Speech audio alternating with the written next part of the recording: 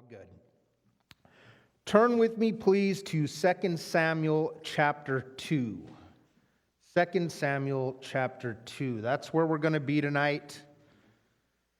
Last week we tackled chapter 1. Tonight we'll hit chapter 2. Saul, the first earthly king of Israel, is dead.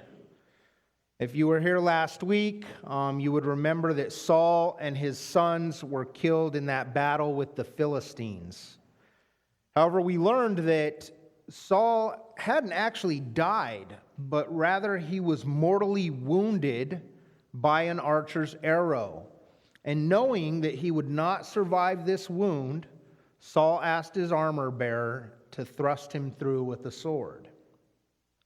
If the Philistines captured him alive, they would have tortured him.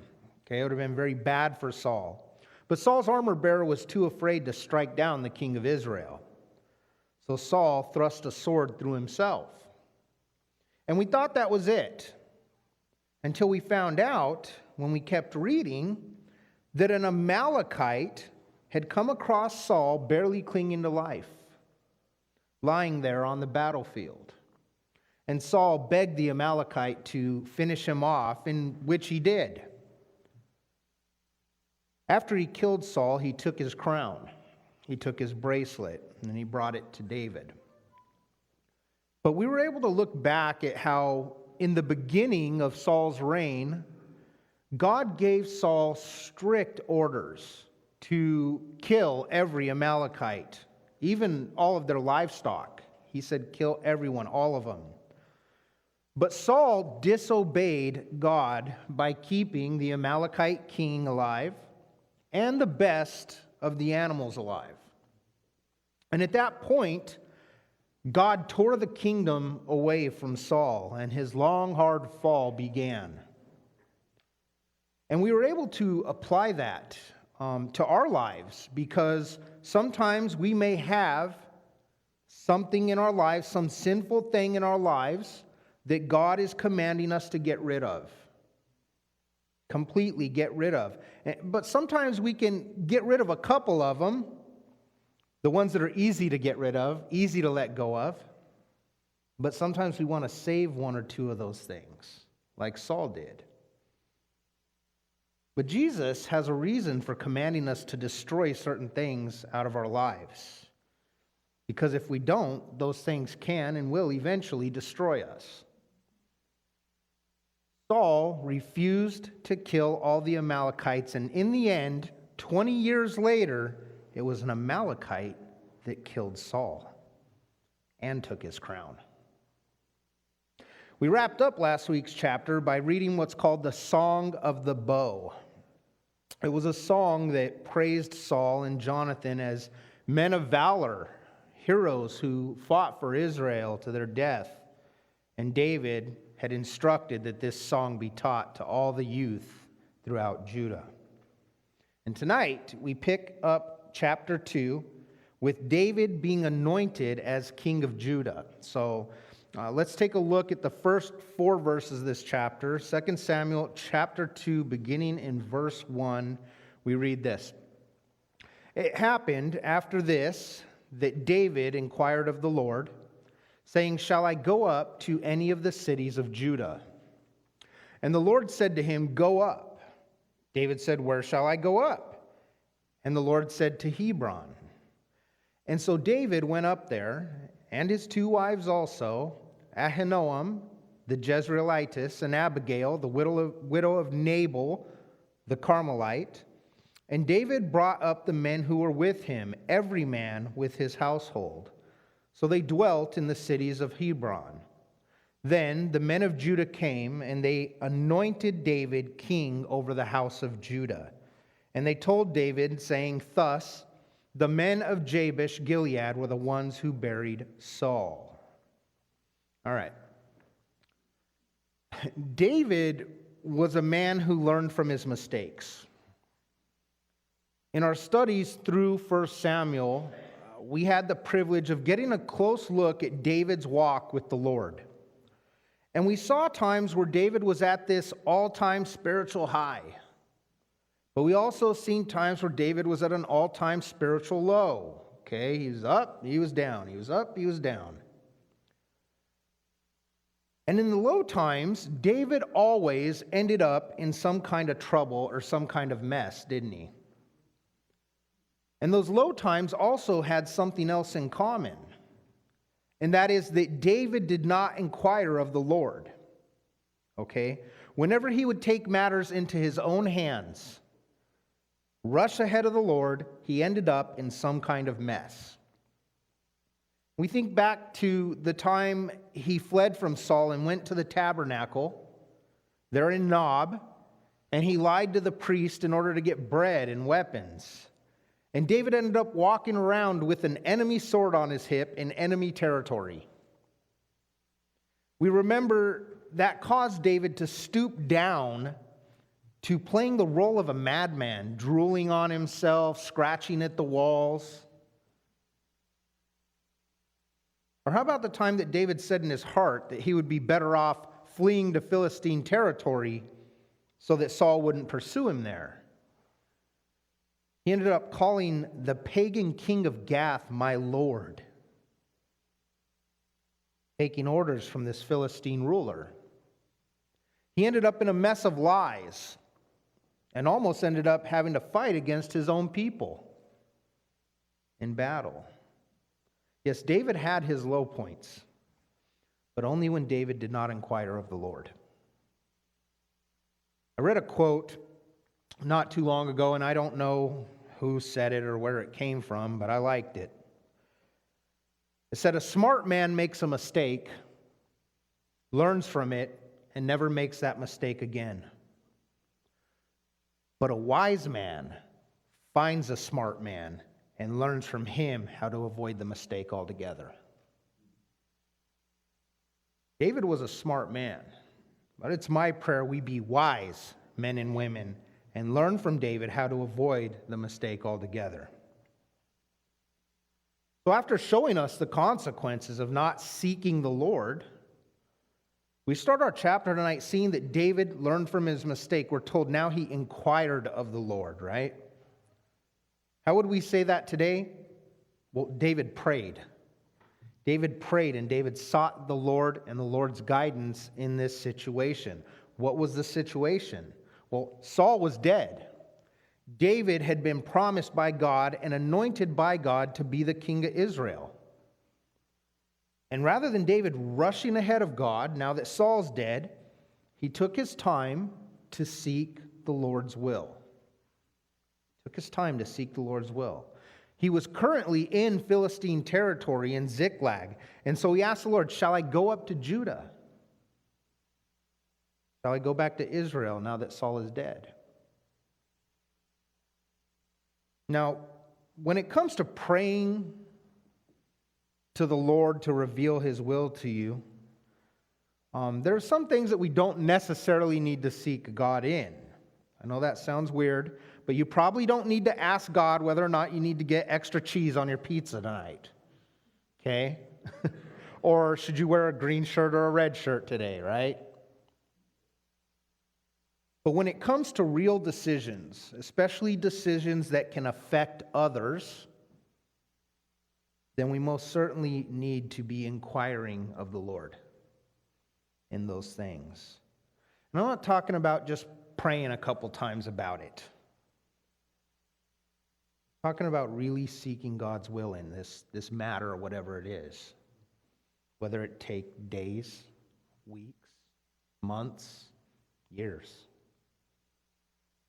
Because many Christians have made terrible decisions because they did not properly take the time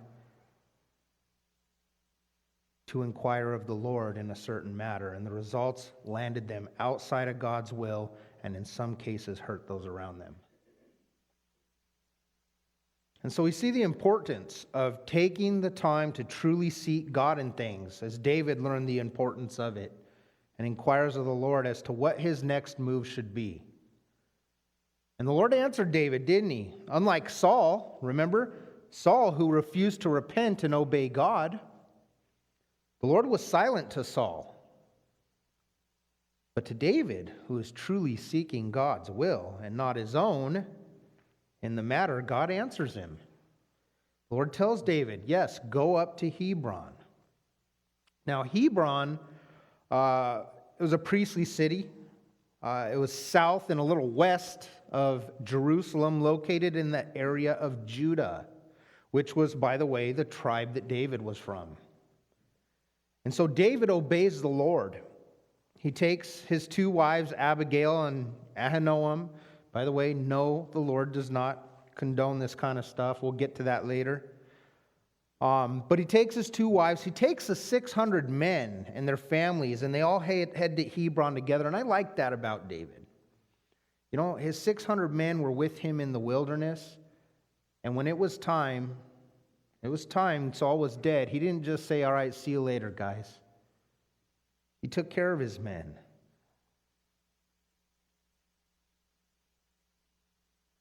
So when they arrived, we're told in verse 4 that the men of Judah came, and there they anointed David king over the house of Judah. Wait a second. David had already been anointed king over Israel. But that was a private anointing of God through the prophet Samuel way back when David was a boy. This anointing in our text tonight is a public anointing. This was for the people. This was the people accepting David as king.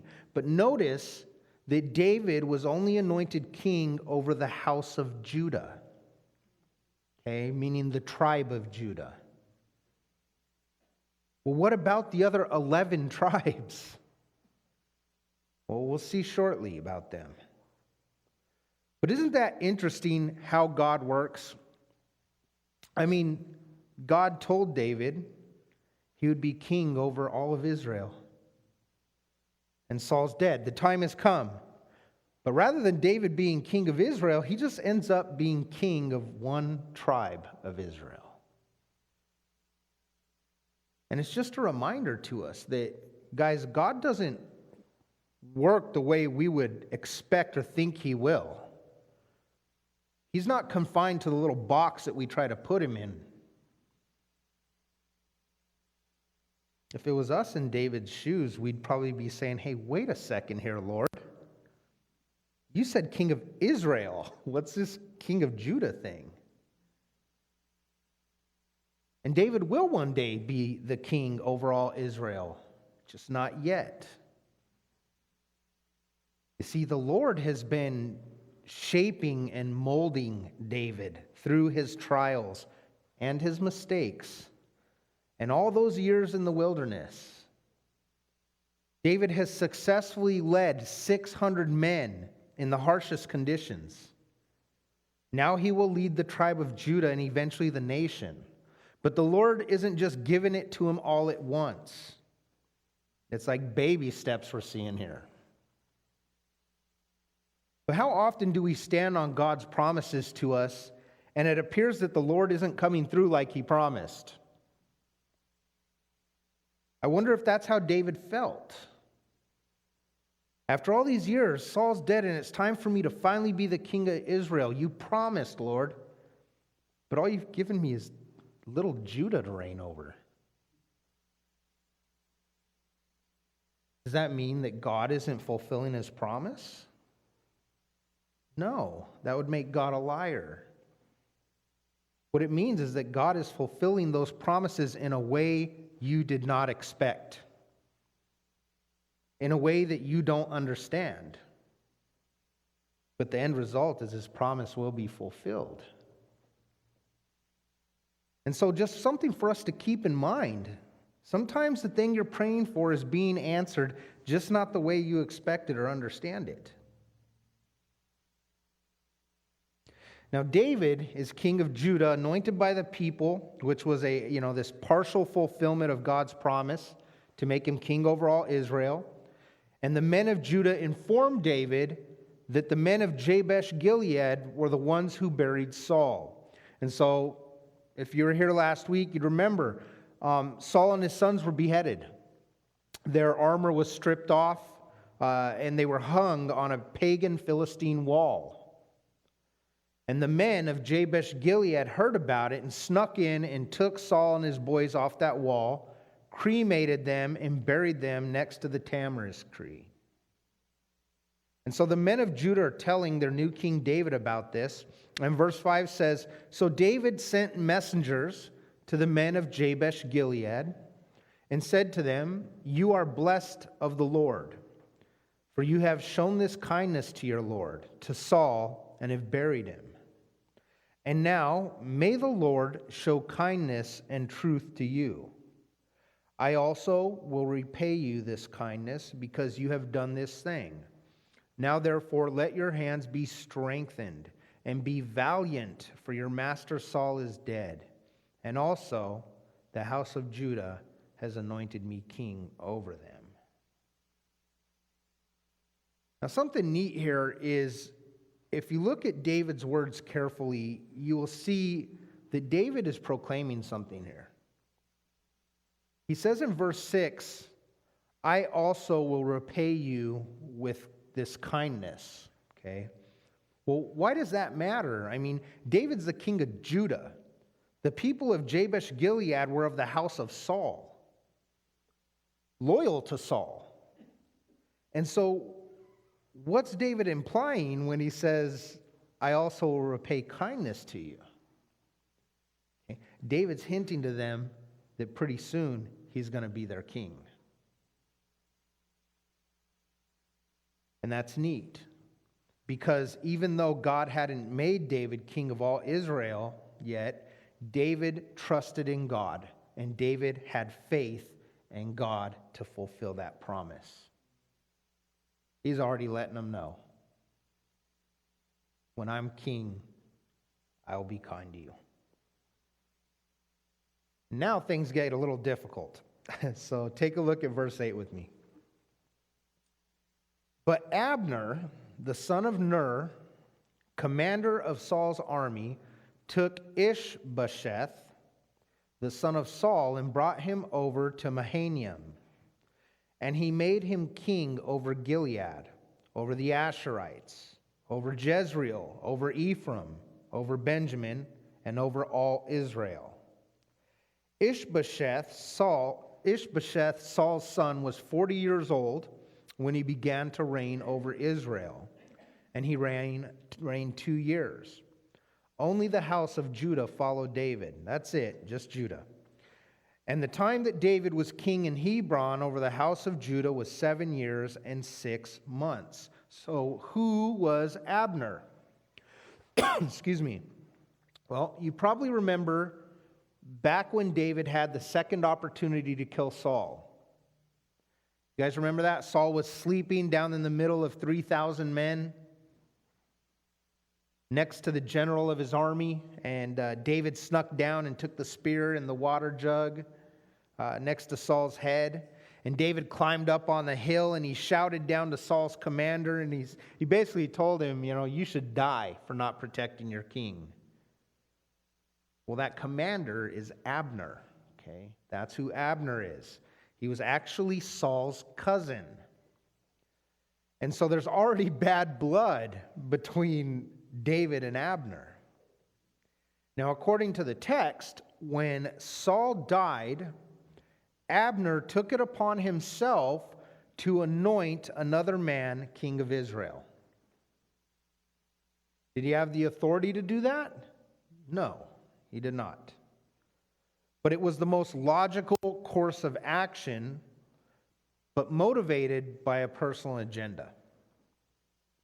And we'll see why here in a moment. And so who did Abner anoint to be king of Israel? Well, Saul's son. That's right. Not all of Saul's sons died in battle. There was a man named Ishbosheth. And we don't know a whole lot about him, but it's believed that he was too weak and cowardly of a man to stand on the battlefield with his father and his brothers. Now, according to the way the monarchy works, he should have taken the throne after Saul died. This was the most logical thing according to man. But God did not choose him to take the throne. This was done by a man, and that's always a bad thing. It's like a pastor who has a son, and he puts his son behind a pulpit because, well, that's his son. But that son was never called by God to stand behind a pulpit and has no business whatsoever standing behind one. He was put there by a man. Okay? Same thing. Ishbosheth was not called by God for this. But why would Abner do this? Well, several reasons. But it all boils down to personal gain. Abner was the general of Israel's army under Saul, right? Saul is now dead. David is going to take the throne, and he knows it. There's already bad blood. Not to mention, David has his own general of his army, okay? A man named Joab. So Abner's about to be out of a job. That's one reason. This was a way of keeping his power, okay? Another is simply the fact that Abner could call the shots when it came to ruling Israel. You see, Ishbosheth was nothing more than a puppet king. Abner couldn't sit on the throne, but Ishbosheth was family, and he could. And he would do whatever Uncle Abner told him to do. Kind of like our president.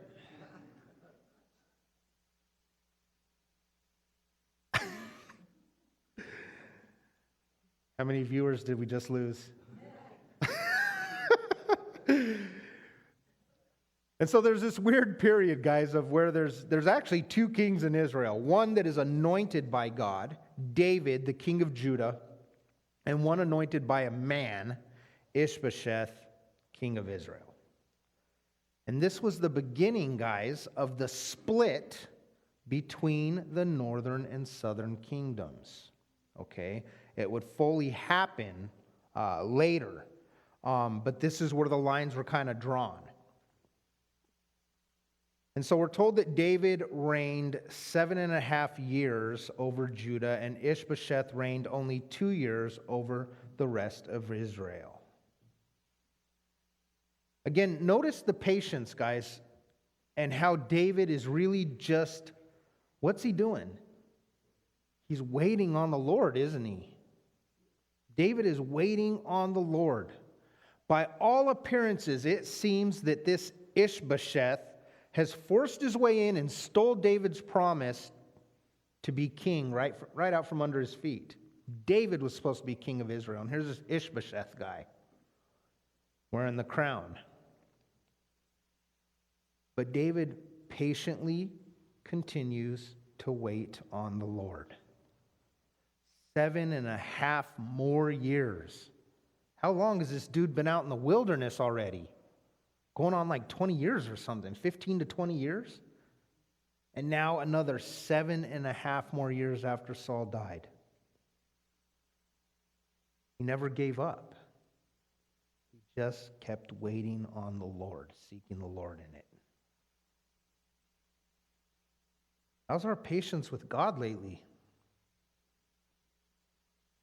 Are we Christians who wait on the Lord, even when it appears that nothing's happening? Have you been praying for something and just gave up on it? Didn't see any results, didn't get any answers? Well, don't be like David. Be like David, right? And wait on the Lord. Because God's timing is perfect, guys. Perfect. It's not our timing. We want things now. And if we got things now, we'd be in a lot of trouble. But God's timing is perfect. Take a look at verse 12. Now Abner, the son of Ner, what a weird name, and the servants of Ishbosheth, the son of Saul, went out from Mahanaim to Gibeon, and Joab, the son of I can never say this one, Zeruiah, and the servants of David went out and met them by the pool of Gibeon. And so they sat down, one on one side of the pool and the other on the other side of the pool. Then Abner said to Joab, "Let the young men now rise and compete before us." And Joab said, "Let them arise." And so, verse 15, they arose and went over by number, 12 from Benjamin, followers of Ishbosheth, the son of Saul, and 12 from the servants of David. And each one grasped his opponent by the head and thrust his sword in his opponent's side, so they fell down together. Therefore, that place was called the Field of Sharp Swords, which is in Gibeon. So there was a very fierce battle that day. And Abner and the men of Israel were beaten before the servants of David. And so I know this is a lot of names and genealogy and stuff. This is a little bit of a difficult chapter, guys. But I'll explain it the best I can. So now we know who Abner is, right? Abner is Saul's cousin, the commander of Saul's army, but Saul is dead. So Saul's son has been put on the throne. And Abner is now the commander of Ishbosheth's army. Now, Joab was like David's right-hand man and the commander of David's army. And in verse 13, we see that Joab was the son of Zeruiah. Okay, who was this? She was David's sister. Okay, so that makes Joab David's nephew. All right. And so what happens is you have these two generals, these two commanders. They come together to try and figure this mess out. You have Joab of David and Abner of Ishbosheth, Israel against Judah, David's nephew against Saul's cousin. Okay? And they meet at the pool of Gibeon. They're sitting across from one another with their armies behind them. And apparently, they decide, rather than going into full-out war, because neither one of them is going to change their mind on this, you pick 12 of your men and I'll pick 12 of my men, and we'll let them handle it. Kind of like Goliath, David and Goliath, right? Goliath was the Philistine champion, right? And he's out there calling and send your best guy out. Kind of the same thing here. And so the men arise, and what happens? Well, they all kill each other, all right? All 24 of them drop dead. Each soldier on both sides delivers a fatal blow to the man in front of him. It's like when you're watching two boxers boxing, and they both throw a punch and knock each other out. They both go down. Poof. This is what happened, but with swords, okay?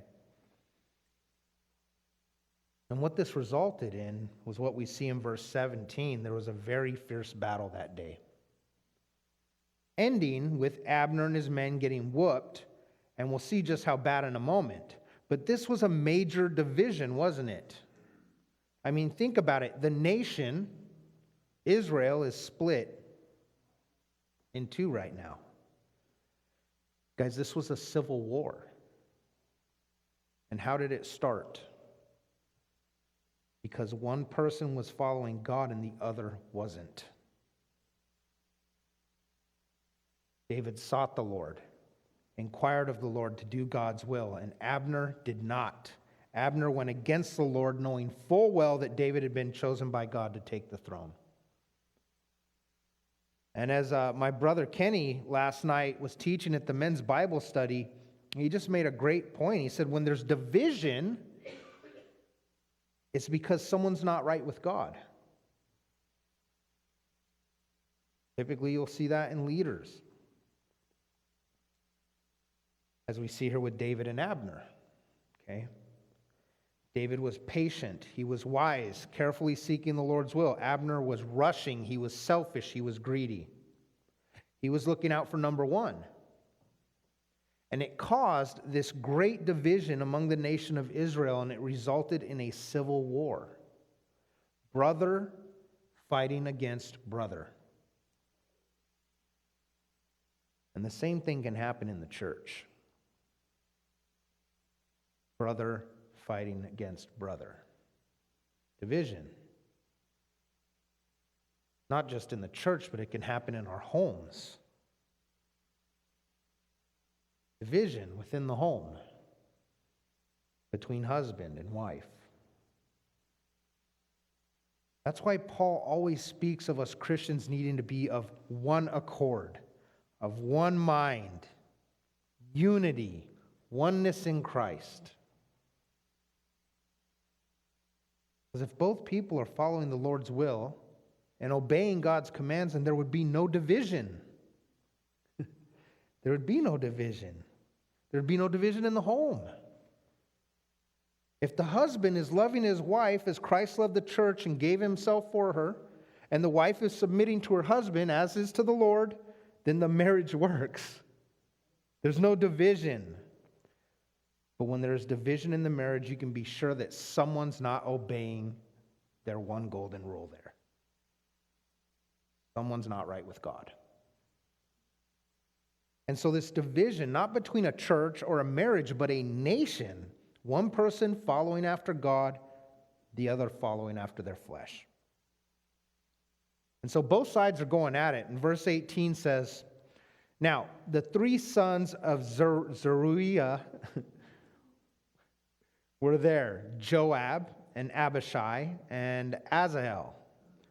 So these are David's three nephews, okay?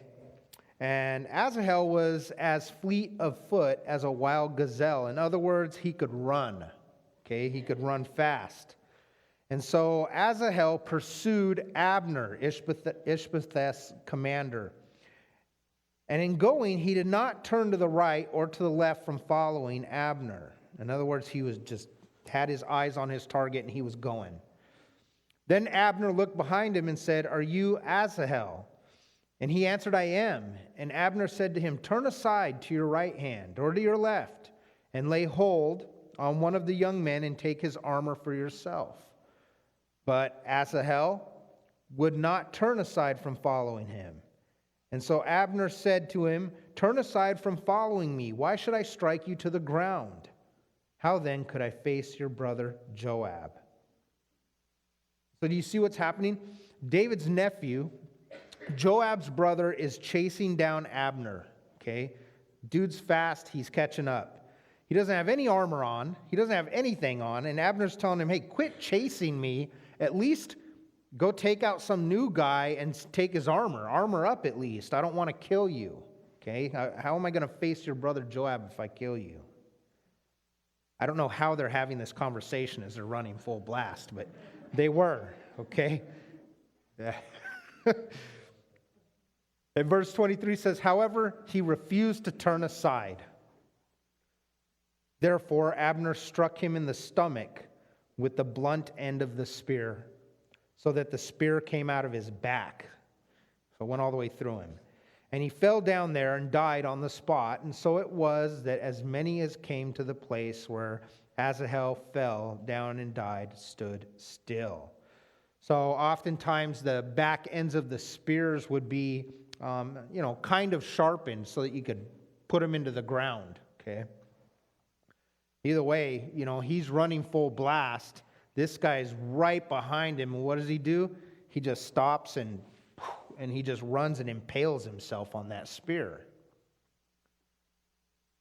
And so I was thinking, Lord, okay, how does this apply to me? And how does it apply to the church, right?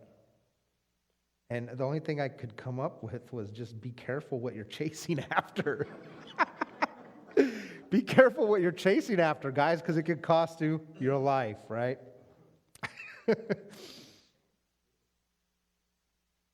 And so after Abner kills Joab's brother, verse 24 says, Joab and Abishai, okay, you just killed my brother. So now they're really mad. They started pursuing Abner, and the sun was going down when they came to the hill of Ammah, which is before Giah, by the road to the wilderness of Gibeon.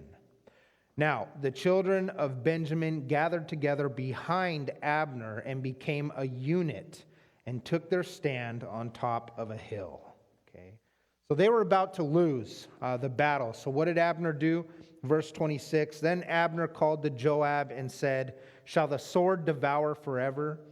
Do you not know that it will be bitter in the latter end? How long will it be then until you tell the people to return from pursuing their brethren?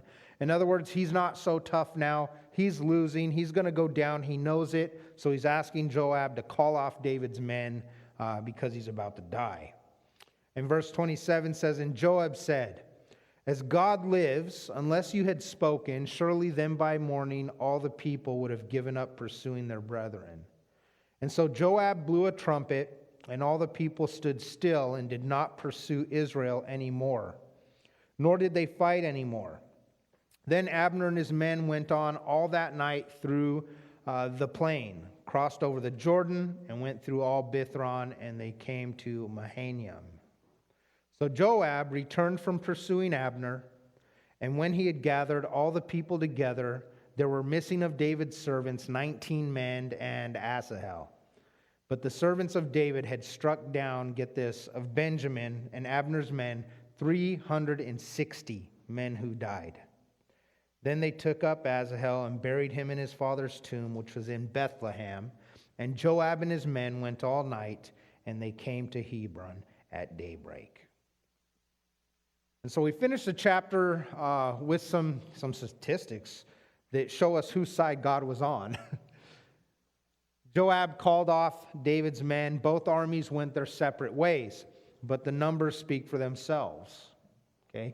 Living in the wilderness for all those years as a fugitive will definitely toughen you up. David's 600 men only lost 20 guys, as where Abner lost 360. And so just an interesting chapter, some history in it, some family stuff, and sadly the start to a civil war. Actually, the next chapter, chapter 3, verse 1, starts by telling us this. Now there was a long war between the house of Saul and the house of David. But David grew stronger and stronger, and the house of Saul grew weaker and weaker. And so let us go home tonight remembering that. Look at the difference, guys, between these two men, David and Abner. One was anointed by the Lord. The other was not. One inquired of the Lord. The other did not. One was patient and waited on the Lord. The other did not. One was obedient to the Lord. The other was disobedient to the Lord. One was victorious in battle. The other was defeated in battle. One grew stronger and stronger, and the other grew weaker and weaker. Which person do you want to be like? What person does Jesus want you to be like? And so may we walk out of here tonight being men and women who inquire of the Lord, who wait on the Lord, who obey the Lord. And if we do that, Jesus will give us those victories. And Jesus will make us stronger and stronger Christians, stronger husbands, stronger wives, stronger leaders. We will be a stronger church. Amen. Let's pray. And so, Lord, that is our prayer.